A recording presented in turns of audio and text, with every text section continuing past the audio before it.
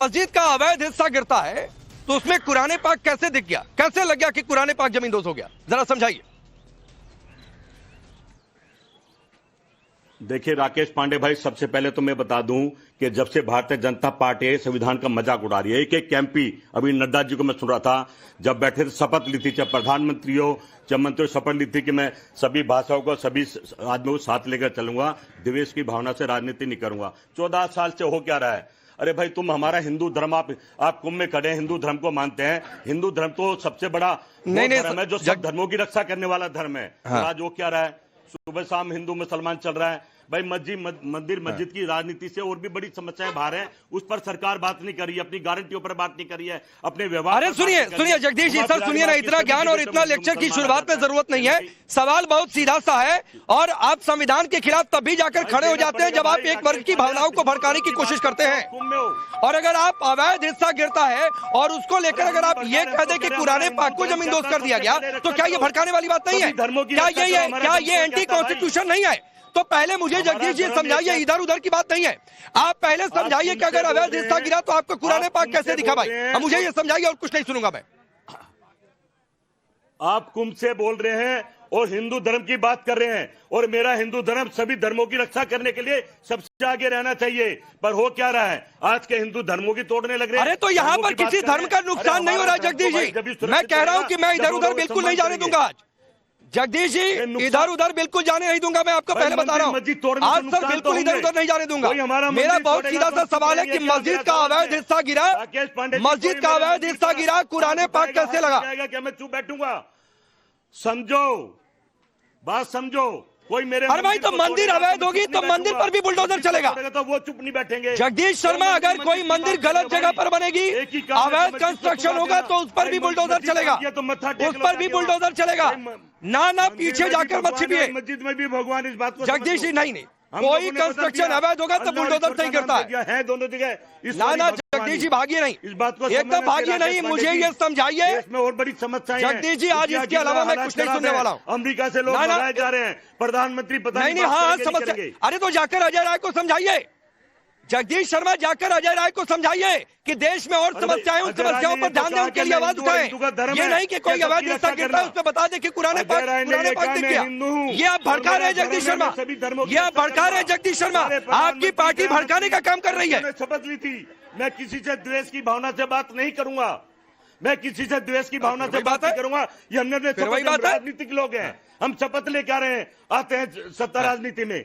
अरे तो इसमें द्वेष कहां से आ गया? संविधान का इसमें द्वेष कहां से आ गया? इसमें द्वेष कहां से आ गया भाई? इसमें कहां से द्वेष आ गया? चलिए शर्म मणि, नहीं रुकिए, क्या हो रहा है ना, रुक जाइए। अभी लोगों के बीच में जाता हूं, इनसे भी पूछता हूं कि क्या हो रहा है। अभी यहाँ पर लोगों के बीच भी पूछता हूं।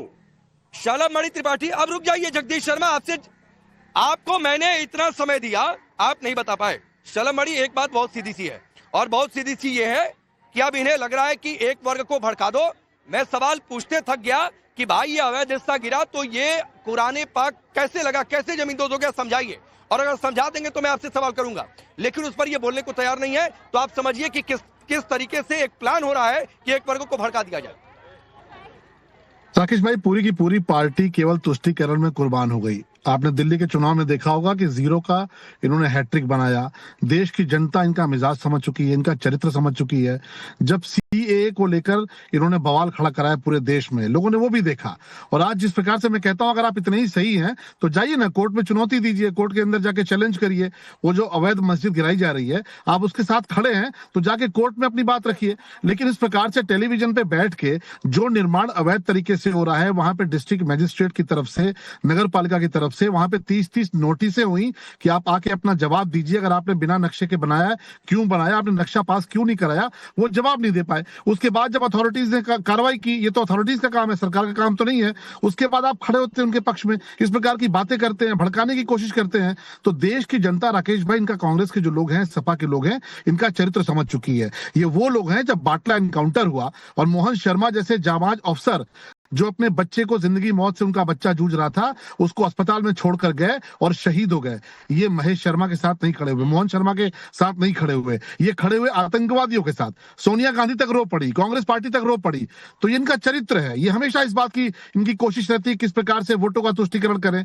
ये वही लोग हैं जो 28-28, 30-30 वकील कोर्ट के भीतर खड़े करते थे और वो 30-30 वकील कांग्रेस पार्टी की तरफ से खड़े होते थे, सपा की तरफ से खड़े होते थे और वो ये कहते थे भगवान राम का वजूद ही नहीं है, भगवान राम तो काल्पनिक है। इनके कपिल सिब्बल इनके बहुत बड़े नेता है। कपिल सिब्बल खड़े होकर कहते थे भाई फैसला नहीं आना चाहिए मंदिर के ऊपर, तो मंदिर पर फैसला नहीं आना चाहिए, भगवान राम काल्पनिक हैं, राम सेतु था ही नहीं, जो आतंकवादी है उनके प्रति सहानुभूति है। और उसके बाद ये कहते हैं बड़े सेकुलर हैं। ये इनकी सेकुलर की परिभाषा है, इनके सेकुलरिज्म की परिभाषा है। तो देश की जनता ने समझ लिया है, इसीलिए लोगों से पूछता हूं, आप कहां से हैं भाई?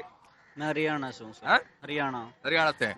ये बताइए, मस्जिद का एक अवैध हिस्सा गिरता है, कांग्रेस अगर ये कह रही है कि कुरान पाक जमींदोज कर दिया गया, तो क्या ये भड़काने वाली बात नहीं है? बिल्कुल भड़काने वाली बात है सर। क्यों ऐसा कहा जा रहा है? हिंदुस्तान में हिंदुस्तान का मंदिर ही बनना चाहिए। बांग्लादेश में मंदिर तोड़ते तो ये मंदिर की बात ही नहीं भाई, मस्जिद का अवैध हिस्सा गिरा है तो उसको किसी धर्म ग्रंथ से जोड़ दिया जाए तो उस धर्म ग्रंथ का भी क्या ये अपमान नहीं है क्या? सुनो, ये हिंदुस्तान है, हिंदुस्तान में हिंदू मंदिर होना चाहिए। पाकिस्तान में मंदिर, हिंदू मंदिर की बात आप मुद्दा नहीं समझ पा रहे। ठीक है, आप मुद्दा नहीं समझ पा रहे हैं। आप बताइए भाई किसके बारे में? अगर अवैध हिस्सा कोई बुलडोजर से गिर जाए, चाहे मंदिर है चाहे मस्जिद है, उसको धर्म ग्रंथ से जोड़ दिया जाए, क्या ये ठीक है? नहीं, कोई भी अवैध तो गिरने चाहिए। अवैध है तो गिरेगा कि नहीं? नहीं अवैध है तो गिरेगा कि नहीं भाई? गिरना चाहिए, गिरना चाहिए ना। इधर बताइए। एकदम गिरना चाहिए, गिरना ही चाहिए, गिरना ही चाहिए। अब चलिए तारिक खान, मंदिर या मस्जिद अवैध हिस्सा है तो गिरना चाहिए और गिरेगा तो बुलडोजर से ही गिरेगा, नियमों के तहत भी गिरना चाहिए, नियमों के तहत गिरा भी। लेकिन मैं बहुत सीधा सा सवाल, क्या आप अजय राय की इस राय से इत्तेफाक रखते हैं कि कुरान पाक जमींदोज कर दिया गया? और मैं तो बल्कि आगे ये सवाल पूछता हूं कि क्या ये कुरान पाक का अपमान नहीं है कि अवैध हिस्सा गिरता है उसको इतने पवित्र ग्रंथ से आपने जोड़ दिया? देखिए, मस्जिद अवैध थी अवैध, इसका निर्णय चैनल पे नहीं होगा, पहली बात। अब वो जो उन्होंने कहा वो जाने। और दूसरी बात ये है कि नगरपालिका कोर्ट नहीं, मस्जिद नहीं, मस्जिद का एक हिस्सा, ठीक है। हाँ।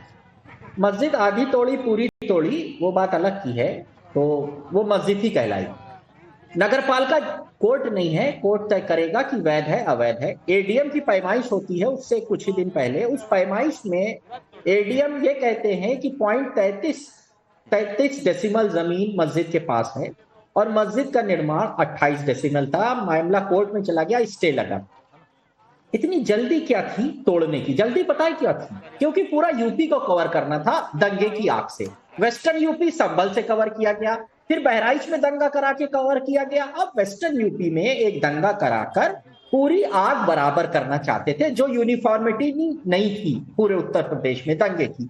उसमें रोल बड़ा भारतीय जनता पार्टी का। पत्थरबाजों के साथ खड़े होकर, गोलीबाजों के साथ खड़े होकर आप किसको कवर कर रहे थे तारिक खान? आप किसको कवर कर रहे थे पत्थरबाजों के साथ खड़े होकर?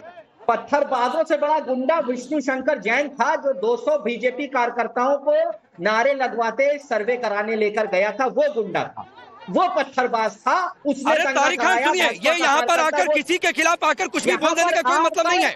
आप जाकर कोर्ट में केस कर दीजिए। और दूसरी बात है तारिक खान सुनिए, मैं इसलिए बीच में आया, तारिक खान सुनिए, मैं इसलिए बीच में आया कि पहले मेरा मूल सवाल अलग है, अभी मैं इस पर आ ही नहीं रहा हूँ कि सुनिए तारिक भाई कुछ भी नहीं कह पाए। तारिक भाई सुनिए, एक सवाल, चूंकि आप मस्जिद को बता रहे हैं, सुनिए ना, आप एक पार्टी के, अरे सुनिए भाई, एक पार्टी के प्रवक्ता भी हैं और मुस्लिम भी आप हैं, सुनिए ना। अरे तारिक खान सुनिए भाई, मस्जिद नहीं, पहले सुनिए मेरा सवाल सुनिए। मैं अभी बुलडोजर एक्शन सही गलत